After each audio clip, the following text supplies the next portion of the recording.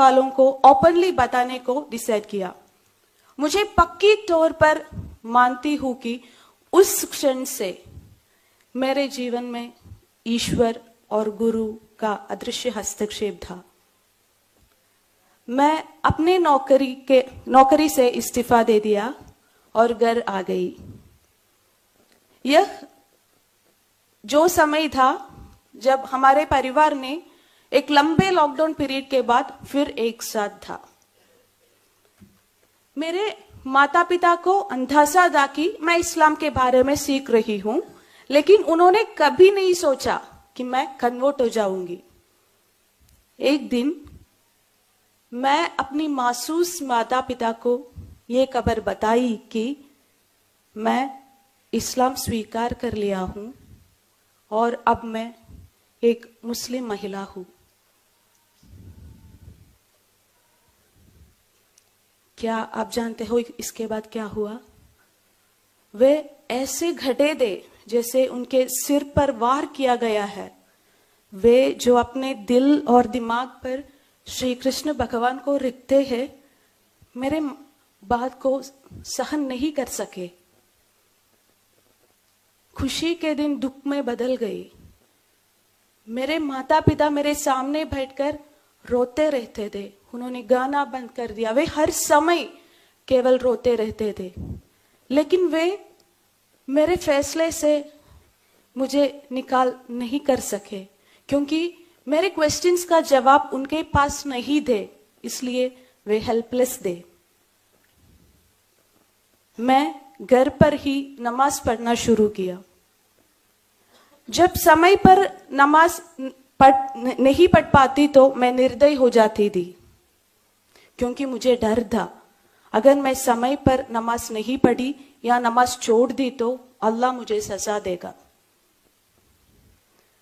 तब तक मैं चोरी छुपी नमाज पढ़ती थी, लेकिन एक दिन मैं खुलेआम नमाज पढ़ने को डिसाइड किया। जब मेरी पापा ने नीचे पूजा करते थे, मैं ऊपर नमाज पढ़ती थी। एक दिन मेरी मां ने यह देख लिया। वह टूट गई।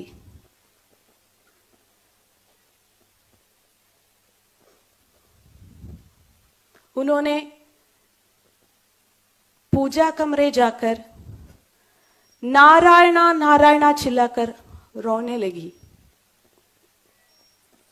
यह सुनकर मैं नीचे आ गई। पूजा कमरे में विग्रहों को देखकर मैं बहुत चिढ़ हुई। मैं मां से कहा, तुम किस नारायण को प्रार्थना कर रही है? तुम्हें बचाने के लिए कोई नहीं आएगा, क्योंकि ऐसा एक ईश्वर ही नहीं है। वो ईश्वर नहीं, शैतान है, शैतान। ये सुनकर मेरी मां रोते रोते मेरे पैरों पर गिरा और बोली, बेटी मत जाओ।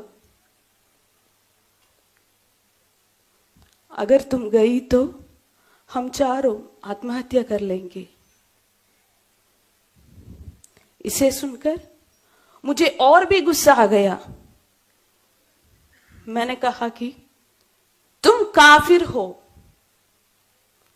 तुम नरक के बारे में निश्चित हो। तुम आत्महत्या करो या ना करो, मुझे कोई परवाह नहीं होगी। मेरी जगह आप अपने बच्चों को कल्पना करें, जिसे यदि वो आपका बेटी या बेटा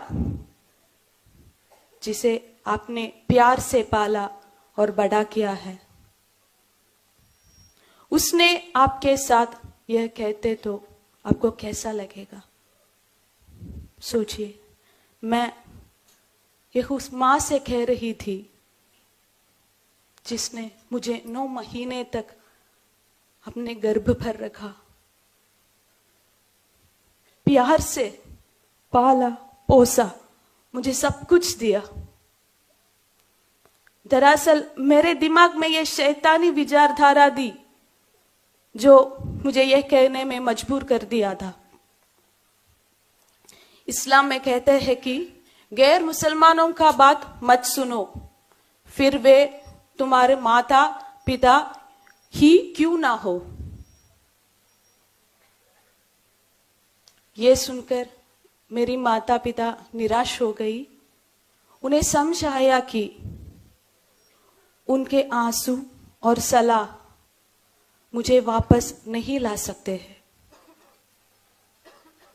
ईश्वर का अगला अदृश्य हस्तक्षेप मेरे कसिन भाई अजय भैया के रूप में आया। एक दिन उन्होंने कहा कि सिर्फ इसलिए हमारे पास तुम्हारे क्वेश्चंस का जवाब नहीं है, इसका मतलब यह नहीं है कि इन क्वेश्चंस का जवाब ही नहीं है। एक ऐसी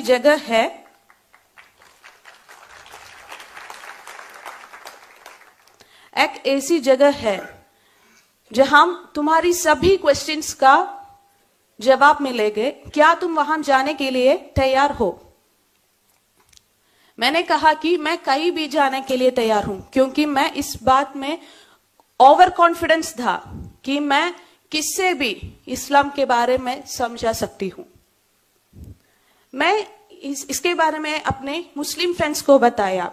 उन्होंने मुझे सख्त निर्देश दिया कि मुझे कहीं नहीं जाना चाहिए, लेकिन मुझे ऐसा लगा कि जैसे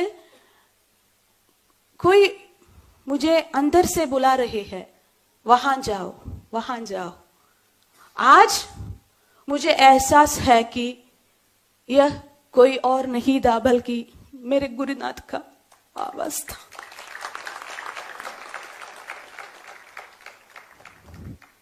जैसे 26 अगस्त 2020 में इस गर्व के साथ मैं आर्ष विद्या समाजम आई थी कि मैं वहां से सबको इस्लाम में कन्वर्ट करूंगी। शुरू के 2 दिनों में वहां के टीचर से बात की। मुझे जो तर्क पता था इसको I was dealing with them. तीसरे दिन ही हम आचार्य श्री मनोज जी से मिले। आचार्य जी के साथ डिबेट हुआ।